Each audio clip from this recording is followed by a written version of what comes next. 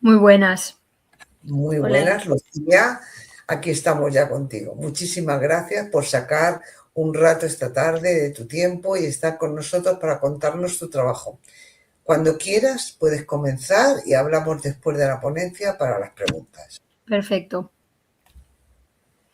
Bueno, pues como acabáis de decir, me llamo Lucía Cantón Ramos y os voy a contar un poquito un caso clínico, además vivido en primera persona, de una complicación respiratoria asociada a la ventilación mecánica en un paciente politraumatizado que tuvimos en UCI y cuál fue el manejo, ya no tanto que se plantea como médico, sino el manejo enfermero ante esa obstrucción respiratoria aguda.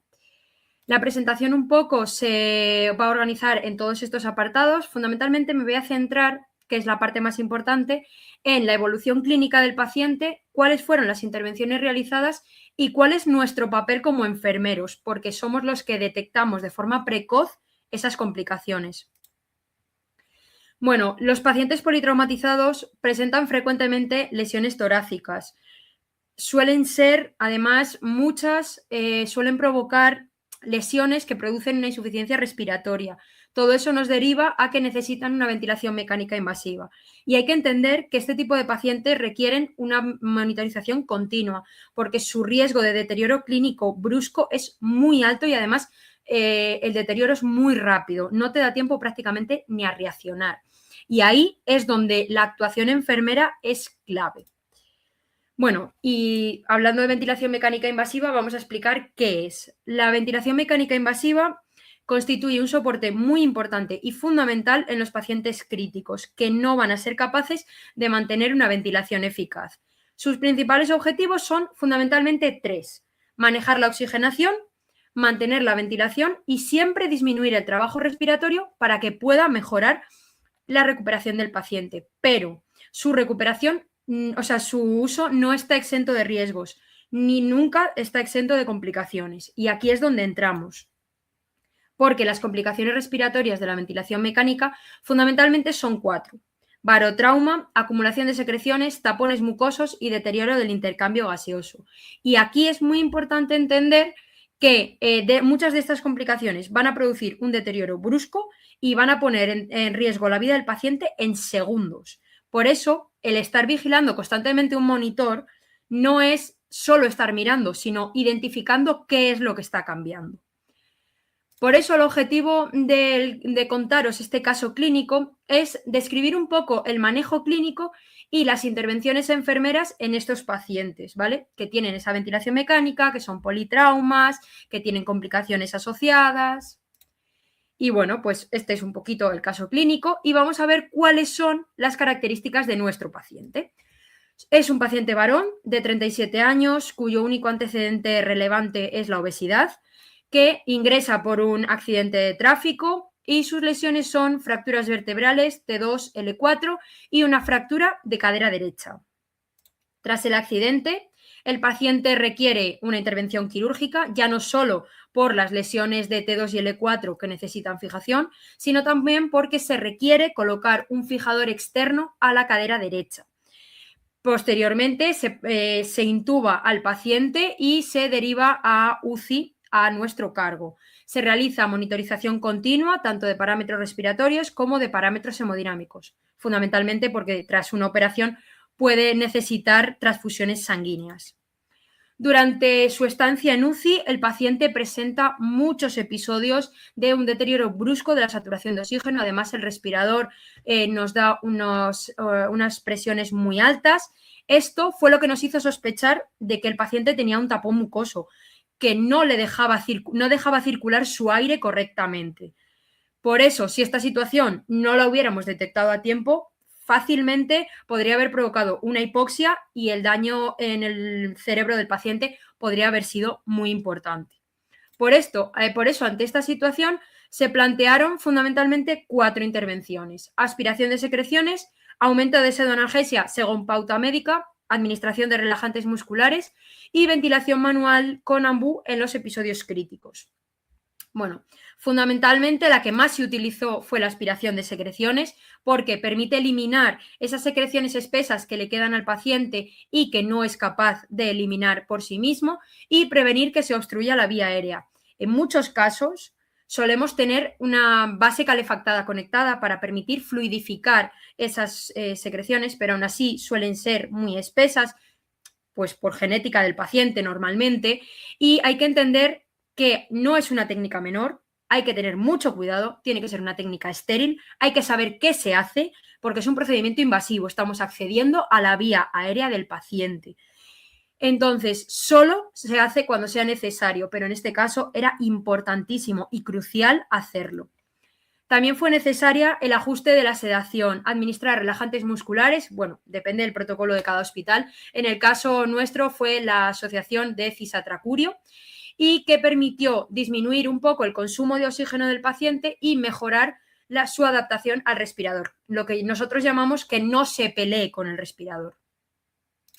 Y por último, la última, y que solo gracias a Dios se tuvo que utilizar una vez, fue la ventilación manual con ambú. Se utilizó en un episodio crítico de un tapón mucoso que no salía con aspiración de secreciones, se precisó un lavado bronquial, por lo cual se utiliza como acompañamiento de fuerza para poder permitir un restablecimiento rápido de su ventilación.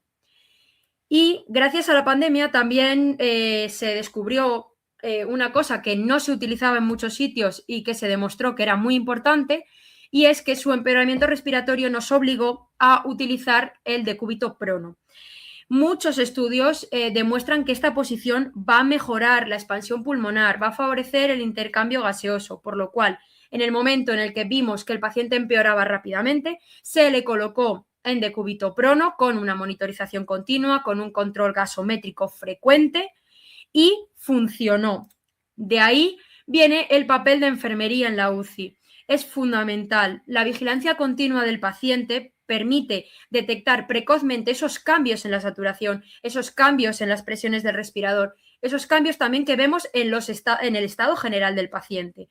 Porque en UCI muchas veces los segundos van a marcar la diferencia entre vivir o morir. Y la enfermería está precisamente en esos primeros segundos. Y esto es lo que os decía, el paciente, tras todas estas intervenciones, consiguió resolver los episodios de obstrucción respiratoria, mejoró muchísimo su oxigenación, se establecieron los parámetros respiratorios y pudo ser extubado con éxito un mes después de su accidente de tráfico. Las complicaciones respiratorias pueden provocar un deterioro clínico importante y brusco. Es cierto que la ventilación mecánica es fundamental, pero hay que entender que tiene riesgos y que no podemos dejarla al libre albedrío. Hay que utilizarla siempre con detección precoz y con intervención rápida, que son dos ingredientes fundamentales para evitar complicaciones mayores.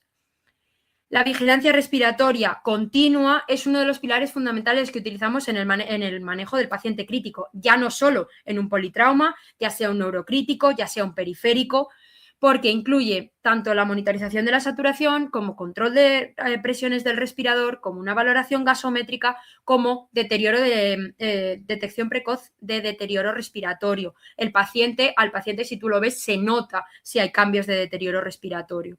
Por eso no es solo actuar ante una complicación, sino es ser capaces de detectarla para que no sea un deterioro irreversible. Y por eso aquí entra la seguridad del paciente crítico. Depende muy en gran medida de la prevención de complicaciones y del manejo o el conocimiento del manejo que tengamos de esa ventilación mecánica. Por eso es fundamental aplicar cuidados seguros y protocolos basados en evidencia científica. Y esto nunca se puede hacer solo, siempre es un trabajo multidisciplinar entre enfermería, medicina intensiva, fisioterapeutas, que muchas veces ayuda mucho la fisioterapia respiratoria, los TKs, los celadores, porque el objetivo común que tenemos es garantizar la estabilidad y la seguridad del paciente siempre. Por lo cual, como conclusiones que sacamos en ese momento y que yo saqué después también haciendo el trabajo, es que las complicaciones respiratorias son frecuentes. No podemos evitarlas, entre comillas, pero lo que sí que podemos hacer es evitar su evolución, que aumenten. Por eso se pone en valor el papel de la enfermería en la vigilancia continua, en la detección precoz y, por supuesto, en la actuación inmediata, porque podemos cambiar la evolución de los pacientes. Y bueno, pues con todo esto, aquí tenéis un QR en el que podéis encontrar toda la bibliografía utilizada para este trabajo, más allá de que el caso clínico es algo que he vivido, por desgracia, en la UCI. Y pues nada, muchísimas gracias y quedo a cualquier duda que podéis tener. Pues muchísimas gracias, Lucía. Muchas gracias por tu exposición. Además, nos ha encantado cómo has tratado un tema tan importante. Para hacerte alguna pregunta, Sí. ¿cuál crees tú que debería ser el papel que desempeñe la enfermería en la detección precoz de complicaciones en pacientes con ventilación mecánica? ¿Cómo debe Pues actuar mira, la enfermería? pues para mí lo primero que hay que resaltar y que muchas veces se lo comento a los alumnos de enfermería cuando en sus prácticas es que no solo nos sentamos delante de un monitor. El sentarse delante de un monitor significa el estar vigilando, saber qué tienes, cómo tienes al paciente. Tienes que tener muy claro que antes de que salte una alarma, un límite de una alarma, tienes que saber por qué va a saltar, cómo ese paciente puede tener un deterioro respiratorio antes de que todo esto sea crítico. No es, también se lo contaba a estos últimos alumnos que he tenido, y es que no hay que correr sin sentido. Si se corre es porque es necesario. Pequeños cambios que hay en la saturación, sí hay que ir al monitor, sí hay que ir al paciente, pero no hace falta correr. Hay que saber a qué sí y a qué no corremos. Entonces, nosotros normalmente lo que solemos hacer y lo que debería hacer un enfermero es tener muy en cuenta que la monitorización tenemos que ver cambios en saturación, cambios en presiones del respirador, cambios en la frecuencia respiratoria y sobre todo cambios en el comportamiento del paciente. Aunque lo tengas sedado, muchas veces ves signos de dolor, ves signos de que con su propia respiración ves que le cuesta respirar. Entonces, probablemente no te haya saltado la alarma en el monitor, pero tú estás viendo que el paciente no está bien. Eso es lo que diferencia a un enfermero de un enfermero de UCI, de verdad. Fantástico, muchísimas gracias. Lucía, me sumo a las felicitaciones de Asun. Se nota que te encantan los críticos, que eres una enfermera de críticos, que lo vives. Me encanta, yo soy profesora asociada también y me encanta que se lo cuentes así a los alumnos también. Y si yo fuera una alumna también, ¿y qué me dirías ante esos signos de alarma precoces que has dicho, ¿no? De que el paciente le notas como un poco inadaptado, le notas peor, las presiones han subido del respirador. ¿Qué le dirías al alumno que debe hacer para evitar llegar, ¿no?, a ese paso de empeoramiento del paciente, claro? Lo primero, entender que yo siempre que veo algo que no me gusta en el paciente, acudo. Siempre voy a verlo. Porque puede ser simplemente que tenga un moco y haya que aspirarlo, o puede ser simplemente, o puede ser que el respirador se haya desconectado, o puede ser que el respirador esté fallando y no esté metiendo aire. Y claro, ahí estamos hablando de que si es un moco, bueno, algo de aire puede estar pasando, pero si el paciente se ha desconectado del respirador, puede tener una hipoxia mantenida. Eso es lo que yo les cuento. Que realmente no estamos jugando con números, estamos jugando con pacientes muy graves, con pacientes que necesitan respirar, con pacientes que necesitan ayuda para respirar, mejor dicho, que pueden tener un riesgo de daño orgánico muy importante, irreversible, sobre todo a nivel cerebral, y que, por desgracia, al tenerlos sedados no lo vamos a ver, porque claro, en alguien que está despierto, si tiene un ictus, normalmente lo ves, pero si un paciente está teniendo un deterioro cerebral, no lo vas a ver en un paciente sedado. Entonces, yo eso es lo que les suelo contar para evitar ese empeoramiento, porque ellos al final van a ser enfermeros dentro de nada. Efectivamente. Qué gusto dar con gente que le apasiona así su trabajo. Y te animo, porque has hablado un poquito del prono, y el prono a mí es, yo que no soy enfermera de críticos, me da miedo. eso es algo que da miedo siempre, ¿no? La incertidumbre, no sé qué. Yo te animo a que para futuros congresos nos cuentes algo del prono, porque has explicado tan bien todo lo que nos has contado que me encantaría que nos hicieras algún trabajo sobre el prono. Vale, bueno, a ver, así como dato importante a añadir, es verdad que el decúbito prono se utilizaba o se conocía muy poco antes de la pandemia. Eso es. Y es verdad que en la pandemia se descubrió que funciona porque el deterioro respiratorio del paciente mejora porque permite la expansión pulmonar. Entonces, tuve la suerte, además de verlo con un politrauma, que todavía es mucho más difícil girarlo, porque en un paciente normal, en un neurocrítico, por ejemplo, girar a un paciente no es difícil. Tienes que tener mucho cuidado con vías aéreas, o sea, con vía aérea, con vías centrales, periféricas, sondas, todo lo demás. Pero sí que es cierto que en un paciente politrauma tienes que tener mucho cuidado con qué lo giras, cómo lo giras, sobre todo cuando tienen esas fracturas vertebrales que si parten, sabes que puedes cargarte la médula del paciente. Y si conoces muy bien la anatomía del paciente, se hace mucho más fácil, se gira mucho más fácil. Yo para mí, claro, Sí, hay que saber hacerlo. Hombre, por supuesto. Pero ahí entra, pero es verdad que ahí entra una cosa muy importante que hablaba al final y es el trabajo multidisciplinar. No lo giras solo, lo giras con los intensivistas, lo giras con el celador, con los TKs, con los compañeros enfermeros. Me refiero, que están todos para ayudarte. Eso es, el trabajar en equipo. Vamos a ver si hay alguna pregunta en el chat y si no, bueno, pues les animo a que vayan haciéndosela a Lucía. Mira, Lucía, te dice Katiuska Riveros que es el de presentación y felicitaciones por la ponencia. Muchas gracias. Sí, Fucien también te felicita, dice que un trabajo muy bien enfocado en la práctica de UCI.